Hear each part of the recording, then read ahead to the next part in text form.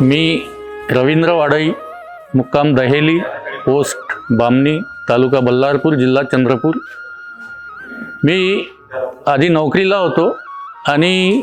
तिथून सेवानिवृत्त झाल्यानंतर मी जे आमची वडिलोपार्जित शेती आहे ती शेती करण्याचा निर्णय घेतला आणि त्याबद्दल अनुभव नसल्यामुळे मी यूट्यूबच्या माध्यमातून जे काही शेतीविषयक माहिती मिळते ते सर्च करणं सुरू केलं आणि मागच्या 3 वर्षापासून जाधव सरांना मी यूट्यूबवरती ऐकत असतो आणि मला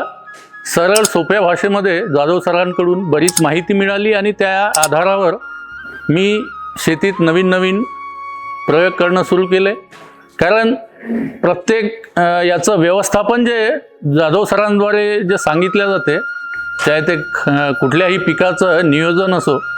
खत व्यवस्थापन असो, पेरणीपासून म्हणजे पेरणी पद्धत कुठली वापरणं चांगलं योग्य राहील